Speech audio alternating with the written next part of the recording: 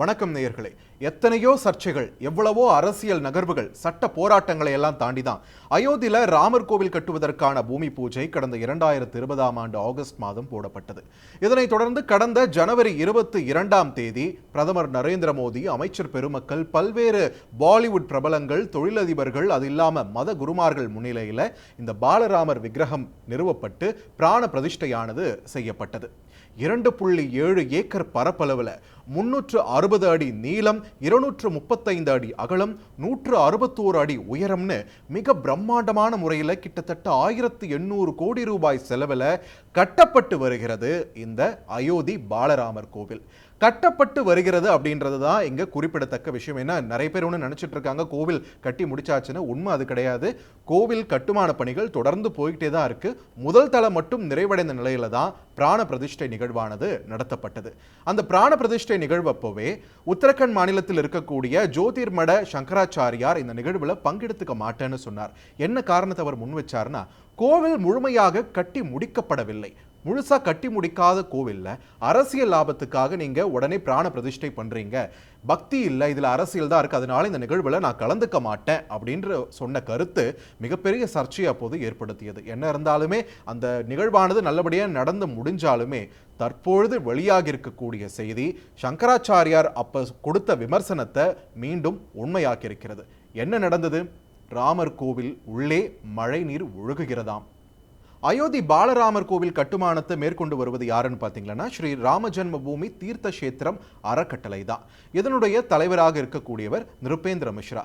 சில நாட்களுக்கு முன்னாடி அவர் என்ன சொல்லியிருந்தார்னா, கோவிலுடைய கட்டுமான பணிகள் வரும் 2025 மார்ச் மாதம் முழுமையாக நிறைவடைந்துவிடும், அதன் பிறகு கோவில் முழுமையாக பக்தர்களுக்கு தயாராகிவிடும் அப்படின்ற ஒரு கருத்தை பதிவு செஞ்சிருந்தார்.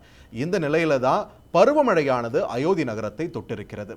கோவில் கட்டுமான பணிகள் ஒரு பக்கம் போயிட்டு இருக்க, அந்த நகரத்தில் பல்வேறு வளர்ச்சி பணிகளும் தொடர்ந்து மேற்கொள்ளப்பட்டு வருகின்றன. இதை பற்றின ஒரு சிறப்பு தொகுப்பும் நம்ம ஏற்கனவே பண்ணியிருக்கோம். சாலைகளை அகலப்படுத்துதலாக இருக்கட்டும், இல்லை புதிய சாலைகளை போடுதா இருக்கட்டும், அதே மாதிரி நிறைய மார்க்ஸ், அந்த பாதைகள், ராம் பாத், இந்த மாதிரியான மார்க்கங்கள் அங்கே இருக்கு.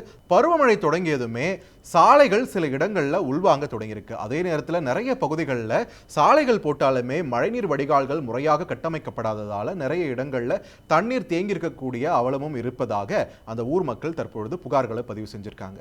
இதுக்கெல்லாம் உச்சியில் இருக்கிற மாதிரி என்ன நடந்திருக்கு அப்படின்னு பார்த்தீங்கன்னா, ராமர் கோவிலுடைய தலைமை அர்ச்சகரான ஆச்சாரியார் சத்யேந்திரதாஸ் ஒரு புகாரை சொல்லியிருக்கார். என்ன சொல்லியிருக்கார்?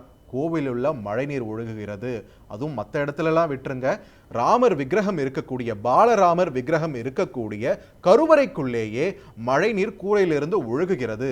அது மட்டும் இல்லாமல் கீழே சேகரிக்கக்கூடிய அந்த மழைநீர் இருக்கு இல்லையா, அந்த மழைநீர் முறையாக போவதற்கான வடிகால் வசதிகள் கூட அங்கே இல்லை அப்படின்ற ஒரு குற்றச்சாட்டையும் அவர் முன்வைத்தது மிகப்பெரிய அதிர்வலைகளை ஏற்படுத்தி இருக்கிறது. இந்த ஆச்சாரியார் சத்யேந்திரதாஸ் யாருன்னு பார்த்தீங்கன்னா, அயோத்தி ராமர் கோவில் கட்டுமானத்துக்கெல்லாம் முன்னாடி இந்த சர்ச்சைக்குரிய விஷயம் 1992 நடந்தது இல்லையா, அப்போதுல இருந்தே அங்கிருந்த ராம் லல்லா விக்கிரகத்திற்கு தொடர்ந்து பூஜைகளை செய்து கொண்டிருந்தவர். இப்போ பிராண பிரதிஷ்டை முடிந்த பிறகு இந்த புதிய கோவிலிலும் தொடர்ந்து பாலராமருக்கு பூஜைகள் செய்வது இவருடைய பொறுப்பாக தான் இருக்கிறது. இந்த தலைமை அர்ச்சகர் பார்த்தீங்களன்னா, பக்தின்றதை தாண்டி ராமர் மேல ஒரு அபரிமிதமான அன்பு கொண்ட நபர் என்று சொன்னால் அது மிகையாகாது. எந்த அளவுக்கு அன்புனா, கோடை காலத்துல பாலராமருக்கு வேர்க்குன்றதுக்காக பட்டு துணி வேணாம், பருத்தி துணியில நாம ஆடை அவருக்கு போடலாம் அப்படின்னு சொல்ற அளவுக்கு மிகவும் அன்பு வாய்ந்த நபராகத்தான் கருதப்படுகிறார். இந்த ஆச்சாரியார் தான் தற்பொழுது இந்த குற்றச்சாட்டை முன்வச்சதால கொஞ்சம் கூடுதலாகவே அதிர்வலைகள் ஏற்பட்டிருக்கிறது. ஆச்சாரியார் சத்யேந்திரதாஸ் என்னென்ன குற்றச்சாட்டுகளை முன்வைக்கிறாருன்னா, முதல் மழை தொடங்கியதுமே கோவிலில் பல்வேறு இடங்களில் மழைநீர் கூரையில் வழியாக ஒழுகுவதாகவும், குறிப்பாக ராம் லல்லா அதாவது பாலராமர் இருக்கக்கூடிய அந்த கருவறைக்குள்ளேயே கூட கூரையிலிருந்து மழைநீர் ஒழுகி கொண்டிருக்கிறது. இத்தனை இன்ஜினியர்ஸ் இருக்காங்க, இத்தனை கட்டுமான வல்லுநர்கள் இருக்காங்க, அவங்கெல்லாம் இருந்தது எப்படி நடக்க விட்டாங்க, இது ஏற்றுக்கொள்ளக்கூடியது அல்ல அப்படின்ற ஒரு பலத்த விமர்சனத்தை அவர் முன்வச்சிருந்தார். ஆச்சாரியார் சத்யேந்திரதாஸுடைய இந்த குற்றச்சாட்டை முன்னிட்டு எதிர்க்கட்சிகள் தற்பொழுது விமர்சனங்களை முன்வைக்க ஆரம்பித்து விட்டன. கோவில் கட்டுமானத்தில் ஊழல் நடைபெற்று வருகிறதா அப்படின்ற ஒரு கேள்வியை இங்கே அவங்க முன்வைக்கிறாங்க. அது மட்டும் இல்லாமல் கோவில் கட்டுமானம் அப்படின்றத தாண்டி கோவில் பராமரிப்புக்காகவும் கோடிக்கணக்கான ரூபாய் டொனேஷனாக பல்வேறு பக்தர்கள் வழங்கப்பட்டு வரும் நிலையில் அந்த ஃபண்ட்ஸ் எல்லாமே முறையாக கையாளப்படுகிறதா, கோவில் நலனுக்காகவும் அயோத்தி நகருக்காகவும் முறையாக செலவிடப்படுகிறதா என்ற கேள்விகளையும் தற்பொழுது எதிர்க்கட்சிகள் முன்வைக்க தொடங்கியிருக்கிறார்கள். ஜோதிர்மட சங்கராச்சாரியாரோட பக்தர்களும் தற்பொழுது இந்த விமர்சனத்தில் இணைஞ்சிருக்காங்க. அப்பவே சங்கராச்சாரியார் சொன்னாரே, அவர் பேச்சு நீங்க கேட்கலையே, அதனாலதான் இன்னைக்கு இந்த சிக்கல்களை ராமர் கோவில் சந்திக்க வேண்டியதாக இருக்கிறது. இத்தனை ஆண்டு காலம் பொறுத்துட்டோம், இன்னும் கொஞ்ச நாள் பொறுத்திருந்து கட்டுமான பணிகளை முழுசா முடிச்சுட்டு கோவிலை திறந்திருந்தா என்னவா? இது மீண்டும் மீண்டும் அரசியல் லாபத்திற்காக திறக்கப்பட்டதால் தான் இந்த சர்ச்சைகளை சந்திக்கின்றன அப்படின்ற விமர்சனங்களை காட்டமாகவே பக்தர்கள் தரப்புல இருந்தும் முன்வைக்கப்படுகிறது. சோ இதற்கு பதிலளிக்கக்கூடிய பொறுப்பில் இருக்கக்கூடியது யார்?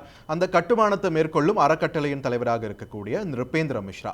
நிருபேந்திர மிஸ்ரா என்ன சொல்றாரு அப்படின்னா, கோவில் கட்டுமானத்தோட முதல் தளம் நாம முடிச்சிட்டோம், இரண்டாவது தளத்துல தான் இந்த கருவறைக்கு மேல குரு மண்டபம் அப்படின்ற ஒரு மண்டபத்திற்கான கட்டுமான பணிகள் போயிட்டு இருக்கு. அதனுடைய மேற்கூரையானது இன்னும் முழுசா மூடப்படாம இருக்கு. அதுல சிக்கரம் அப்படின்ற ஒரு ஸ்ட்ரக்சர் சொல்றாங்க. அந்த ஸ்ட்ரக்சரை நம்ம கட்டி முடிச்சிட்டா அது க்ளோஸ் ஆயிடும், அதுக்கப்புறம் மழைநீர் ஒழுகக்கூடிய பிரச்சனை எல்லாம் இருக்காது அப்படின்ட்டு அவர் சொல்லியிருக்கார். நிருபேந்திர மிஸ்ரா முதல்ல இந்த குற்றச்சாட்டுகளை மறுத்தாலுமே தொடர்ந்து கோவிலுக்கு அவரே பர்சனலா போய் பார்த்து இந்த மழைநீர் ஒழுகிறதெல்லாம் பார்த்த பிறகுதான் இந்த விளக்கத்தை அவர் கொடுத்திருக்கார். அது மட்டும் அவர் கூடுதலா வேற என்ன விளக்கம் சொல்லியிருக்காருன்னா, கருவறைக்குள்ள வடிகால் பணிகள் ஏன் வைக்கல அப்படின்னா, இங்க விக்கிரகத்திற்கு மூர்த்திக்கு நம்ம அபிஷேகம் பண்றது கிடையாது. அது மட்டும் இல்லாம மேல குரு மண்டபத்துக்கு மேல சிக்கரமும் வந்துட்டா இந்த மாதிரியான பிரச்சனைகள் எதுவுமே இருக்காது அப்படின்றதுனால அங்க வடிகால் அதற்காக தேவைப்படவில்லை. மற்றபடி கோவிலுடைய பிற இடங்கள்ல கட்டுமானங்கள் குறிப்பிட்ட அளவு ஒரு ஸ்லோப்ல தான் நாங்க கட்டியிருக்கோம், அதனால உள்ளேயும் அதற்கான தேவை இருக்கவில்லை அப்படின்ற ஒரு விளக்கத்தை கொடுத்திருக்காரு. ஆனாலுமே என்னதான் நீங்க மண்டபத்துக்கு ரூஃப் அது இதுன்னு நீங்க விளக்கம் கொடுத்தாலுமே தண்ணீர் உள்ள நுழையாம இருக்கிற மாதிரி ஒரு வாட்டர் ப்ரூஃப் ஃபெசிலிட்டி கூட உங்களால ஏன் பண்ண முடியல அப்படின்ற விமர்சனங்கள் தொடர்ந்து எழுந்து வருகின்றன. ஸோ ராமர் கோவில் இப்போ சந்திச்சிட்டு இருக்கக்கூடிய இந்த பிரச்சனைகளை சமாளிப்பதற்கான தற்காலிக நடவடிக்கைகள் சில முடுக்கிவிடப்பட்டிருப்பதாக தகவல்கள் தெரிவிக்கின்றன. இன்னொரு பக்கம் இது அரசியல் லாபத்திற்காக சீக்கிரமா பிராண பிரதிஷ்டை செய்யப்பட்டது அப்படின்ற ஒரு விமர்சனத்தையும் தாண்டி இன்றைக்கு கோடிக்கணக்கான பக்தர்கள் அங்கு போய் ராமரை வழிபடணும் அப்படின்ற ஒரு வேட்கையோடு இருக்காங்க. அப்படின்னும் போது இன்னும் கூடுதல் கவனத்துடன் அரசும் சரி அந்த சம்பந்தப்பட்ட அறக்கட்டளையும் சரி இருக்க வேண்டும் என்பதே சமூக ஆர்வலர்களுடைய கருத்தாக இருக்கிறது. அது மட்டும் இல்லாமல் வளர்ச்சி பணிகள் அப்படின்றதுலையும் துரிதம் காட்டாம பொறுமையாக அயோத்தி நகரத்தை சீரமைத்து வருங்காலங்களிலும் கூட வரக்கூடிய பக்தர்களுக்கு ஏதுவாக அந்த நகரை வடிவமைக்க வேண்டும், உள்ளூர்வாசிகளுடைய இன்னல்களை புரிந்து அதை நெறிமுறைப்படுத்த வேண்டும் அப்படின்றதும் அவங்களுடைய கருத்தாக இருக்கிறது. So at the end of the day உத்தரப்பிரதேசத்தில் பருவமழையானது தீவிரம் எடுக்க போகிறது வரும் நாட்களில். அப்படி வரும் பட்சத்தில் ராமர் கோவில் வளாகமும் சரி அயோத்தி நகரமும் சரி எப்படி அதை சமாளிக்க இருக்கிறது? இத்தனை வளர்ச்சி பணிகளும் ஒரே நேரத்தில் நடந்து கொண்டிருக்கக்கூடிய நிலையில் மழைநீர் ஒழுகுவதை சமாளிக்க தற்காலிக நடவடிக்கைகள் எடுக்கப்பட்டாலுமே பருவமழையோட தீவிரத்திற்கு முன்பு அவை ஈடு கொடுக்குமா அப்படின்ற ஒரு கேள்வியையும் அச்சத்தையும் பக்தர்களும் வெளிப்படுத்தி இருக்கிறார்கள். தலைமை அர்ச்சகரான ஆச்சாரியார் சத்யேந்திர தாஸும் வெளிப்படுத்தி இருக்கிறார். இதையெல்லாம் தாண்டி வளர்ச்சி பணிகளாக இருக்கட்டும், கோவில் கட்டுமான பணிகளாக இருக்கட்டும் விரைவுபடுத்த வேண்டும் அப்படின்ற ஒரு முனைப்பு தேவையில்லை. நிதானமாக செஞ்சாலுமே முழுமையாக செய்து தாருங்கள் அப்படின்றது தான் பக்தர்களுடைய கோரிக்கையாகவும் இருக்கிறது.